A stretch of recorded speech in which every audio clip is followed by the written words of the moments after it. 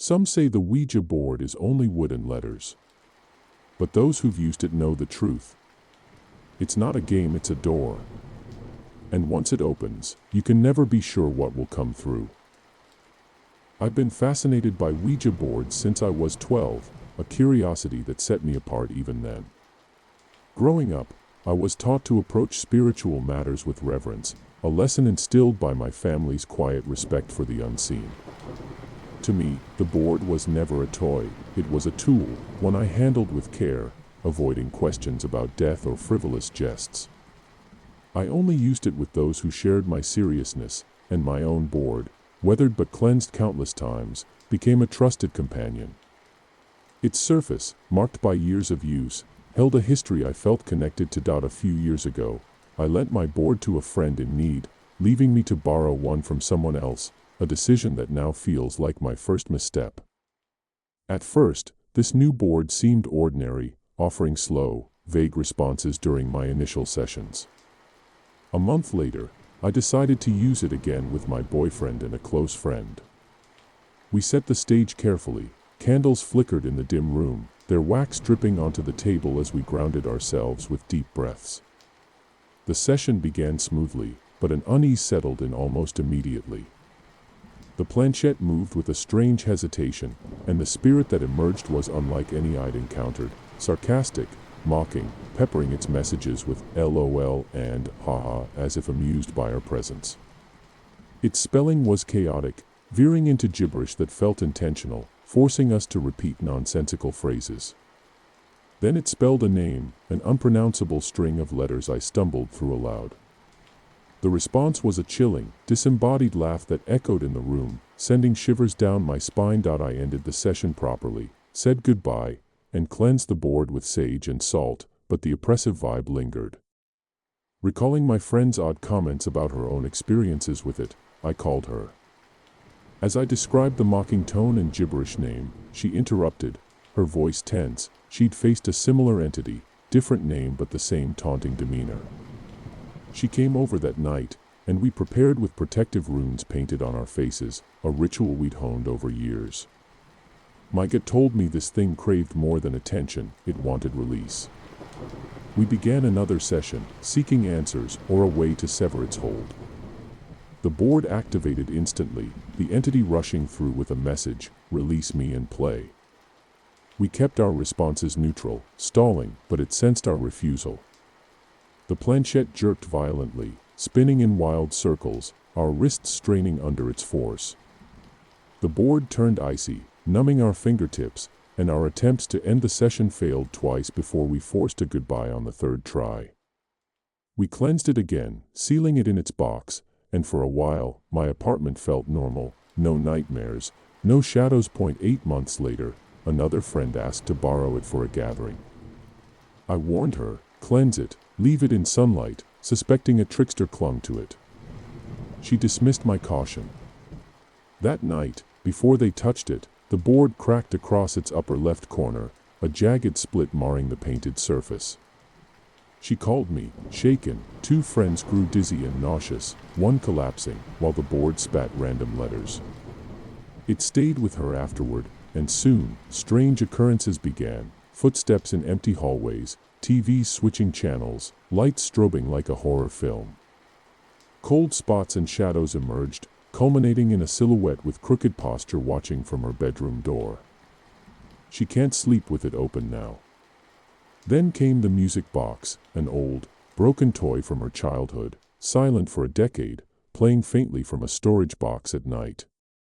The same night she told me, I sent her apartment photo to a sensitive friend, who described the exact slouched figure without context. I've researched disposal methods, burning's risky, burial in a cemetery or wrapping in black cloth with salt are options, or tossing it into running water. I'm unsure what's safe, but this entity is intelligent, provocative, and persistent, not traditionally demonic, but hungry for energy or permission. It's not welcome in our lives anymore. Have you faced this? Share your solutions, we're desperate for guidance. Years ago, my best friend, 2 other friends, and 3 girls gathered at one girl's house for a Halloween afternoon of horror movies. The plan was simple: chill and scare ourselves silly. But the host, excited, revealed she owned a Ouija board, a crude creation of scavenged wood and marker ink, paired with her dad's whiskey glass as a planchette. The girls were eager, my superstitious best friend balked, and my other friend and I were skeptical, seeing it as a pointless stunt. Teen hormones kicked in, we fancied the girls and agreed to impress them, despite my friend's protests. The five of us began, fingers on the glass, and it predictably spelled crude jokes like "show boobs," which we laughed off as one of us pushing it. The girls, annoyed, demanded seriousness. The glass twitched, then spelled 5, no, 6, yes, repeatedly, seemingly inviting my reluctant friend. He joined after persuasion, everyone swearing they weren't forcing it, though I doubted it. After random letters, it repeated 3 letters and numbers. My friend jolted back, we all recoiled, and the glass fell, steamed up with a cross scratched inside. The girls freaked. I rationalized it as condensation and dishwasher marks, but the mood shifted. He left early, subdued. The next day, he called, asking me to join him on a train ride. En route, he revealed his dad abandoned him as a baby, leaving only photo album clues. The letters matched his uncle's initials, dead in a motorcycle crash weeks before his birth, and the numbers aligned with biblical verses on the grave we visited. I suspected a prank, expecting a reveal, but seeing him cry genuinely by the stone shattered that theory. He never discussed it again, though it spurred him to reconnect with his father's family. I've teased him to retry, curious, but he refuses. As a teenager, I brushed off my mom's stern warnings against Ouija boards, swayed by the peer pressure of my close-knit group of friends who lacked a proper one. In a moment of youthful rebellion, we crafted a makeshift version, sketching it onto a sheet of paper with a shaky hand, using a small glass tumbler as a planchette. We gathered in the shadowy corner of a friend's basement, the air thick with the scent of damp concrete and the flickering glow of candles we'd pilfered from her kitchen. The dim light danced across the walls, casting elongated shadows that seemed to watch us, heightening the eerie atmosphere. At first, I assumed one of us was subtly guiding the glass, chuckling as it responded to our childish queries, predicting the order of our first romantic encounters, marriage prospects, and whether we'd have children. The predictions were oddly specific. The deeply religious girl in our group, bound by her family's strict rules, was slated to lose her virginity first, a notion that struck me as laughably improbable given her sheltered life, while I was destined to be last. The glass slid smoothly, spelling out names, ages, and even divorce forecasts with a confidence that unnerved us. When we asked about lifelong friendship, it delivered a cold no. 2 would remain close, but I'd be left out. Hurt and confused, we bickered over who was manipulating it, each of us denying involvement, the level of detail sending a chill through the room. Desperate for proof of its authenticity, we challenged it to reveal something undeniable. It responded with a cryptic claim: Bruce is cheating on Kelly, leading to divorce, names that meant nothing to us at the time, lost in the haze of teenage ignorance. Then, in a move that froze us, it asked if we wanted to know our death dates. Panic seized us, hands flew off the glass, shattering the session, and our screams echoed, drawing the attention of other friends lounging nearby. A couple, previously lost in their own world, joined us, egged on by the boys' taunts to prove its power. He demanded a spectacle, and the entity obliged, insisting on more energy. The candle flame surged to an impossible 6 feet, its light warping the room before extinguishing with a guttural, otherworldly scream that rattled our bones. Terrified, we bolted upstairs, spilling onto the front lawn in tears, one girl so frightened she wet herself. Neighbors peered out, nearly dialing the police, but the girl's mom calmed us down. The incident faded into memory, but weeks later, whispers confirmed our teacher Bruce's separation from his wife Kelly, the tan line on his finger a silent testament. Over years, the predictions unraveled, the religious girl's early rebellion, the middle friend's divorce, and my own encounter with a man named Jan, whose name translated to John in his native tongue, aligning with the board's prophecy. Nightmares and sleep paralysis plagued me, vivid dreams of shadowy figures and locked doors, until I turned to prayer, finding solace and strength. Now, I caution others, Ouija boards are no game, they open doors we can't always close. At the tender age of 6, in the wake of my parents' bitter divorce, my world shifted dramatically. My mom, a single parent to me, my sister, and our teenage brother, took on the Herculean task of enrolling in criminal justice studies at Allegheny Community College in the harsh winter of late 1987. I watched, wide-eyed, as she balanced textbooks with dinner prep, scribbling notes with one hand while folding laundry with the other, her determination a beacon in our struggling household. Her professor, a gentle soul with a hidden life as a gay man, sought refuge in a secluded woodland home in Allegheny County, where societal judgment forced him into silence. His Friday night study sessions became a sanctuary, filled with the soft strum of music, the clink of coffee mugs, and the shuffle of cards, offering him a rare breath of freedom. We kids often tagged along, huddled in the living room, the muffled laughter and animated discussions from the dining room seeping through the walls like a distant melody point. One fateful night, the session morphed into drinks and poker, the adults loosening up under the warm glow of dim lights. My brother, eager to impress, unveiled a makeshift Ouija board crafted from index cards and a red sports drink lid, its translucent surface glinting in the candlelight. The group, a few drinks in, treated it as a lark, tossing out casual questions with chuckles. But the response was immediate and chilling. I am a demon. I will be born into this world. Silence fell, broken by nervous laughter, until someone quipped, "Who's going to birth you?" The lid moved with deliberate intent, spelling out Jenny, the name of a pregnant guest not present that night but known to 2 attendees. The professor's face darkened, he rose, commanding a halt, and gathered everyone in a circle for the Lord's Prayer. My sister and I peeked from the living room, the tension palpable, as the lid twitched independently, catching on the table's uneven seams, spelling "Fu" repeatedly despite the prayer.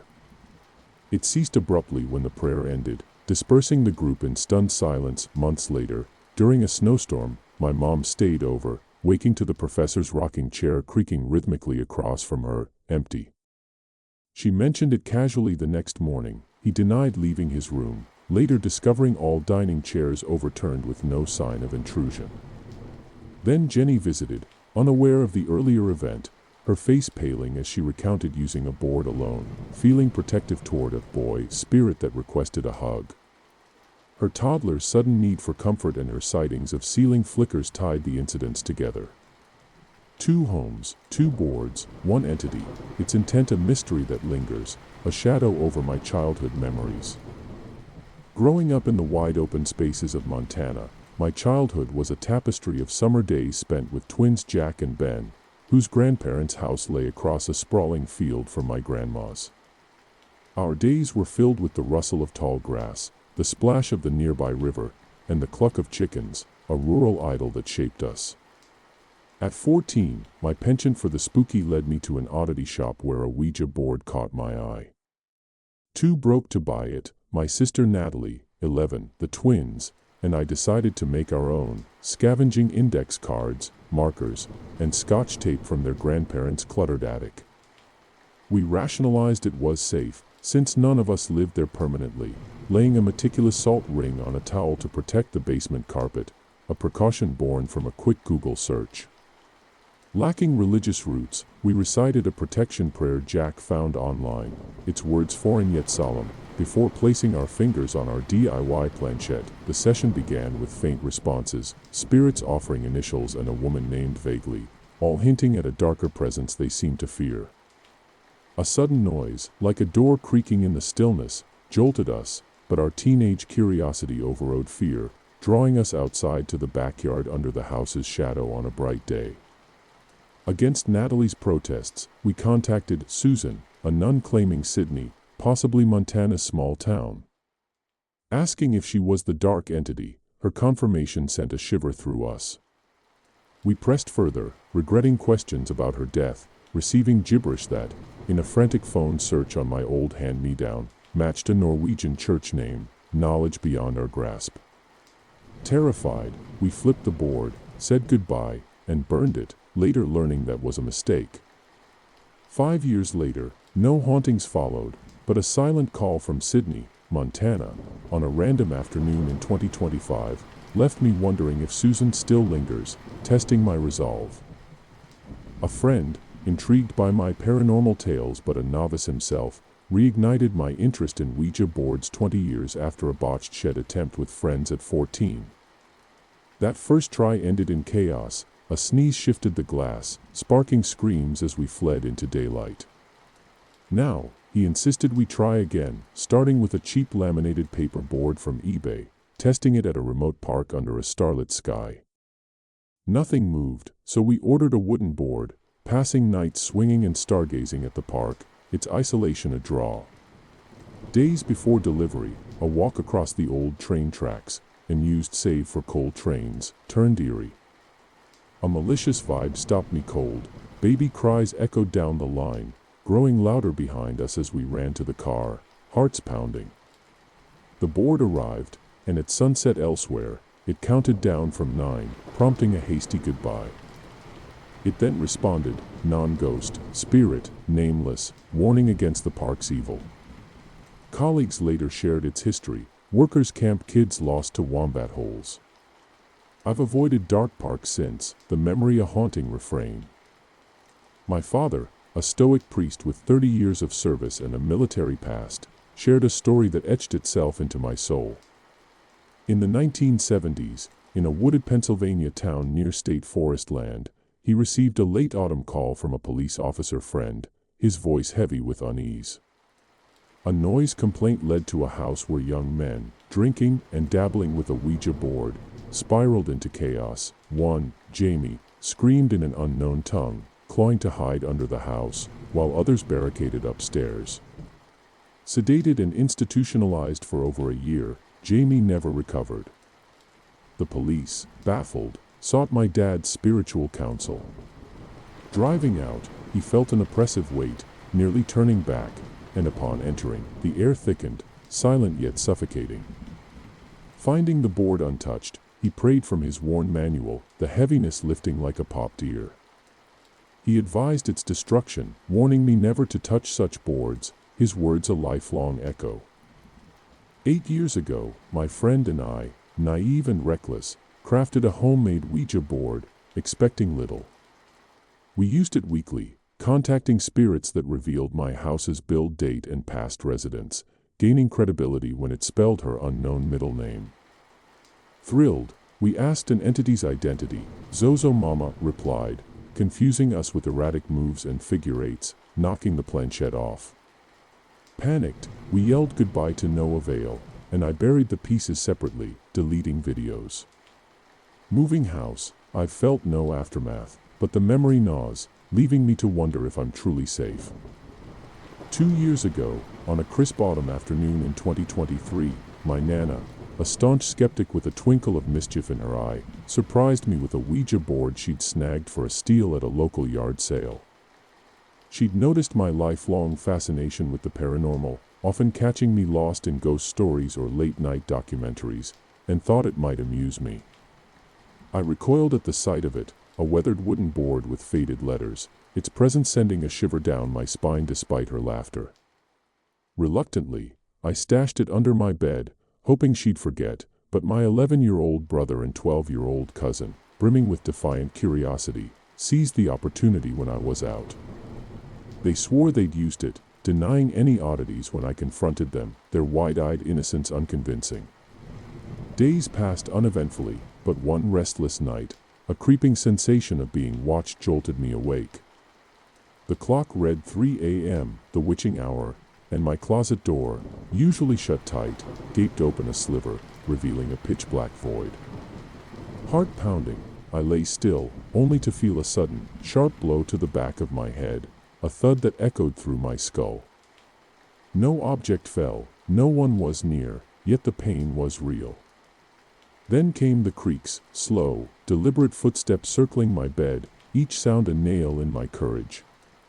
Paralyzed with fear, I clutched my blankets, the air growing thick and cold, until I mustered the strength to grab my phone and bolt to the living room couch, lights blazing there. Trembling, I waited until dawn, the tingling on my scalp a constant reminder.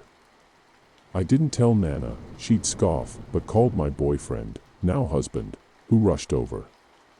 Together, we drove to the junkyard, the board's weight in my hands feeling like a curse, and watched it crushed under scrap metal.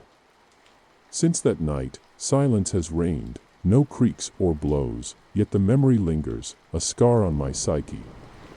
I've wondered if the boys' session unleashed something, their childish bravado a spark for my terror.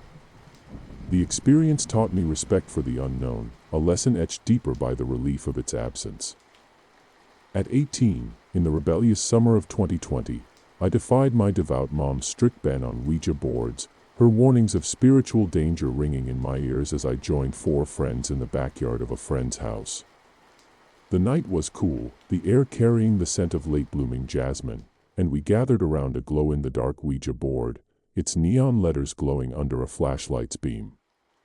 Giggles filled the air as we asked trivial questions, who I'd marry, my future cellmate, expecting nothing.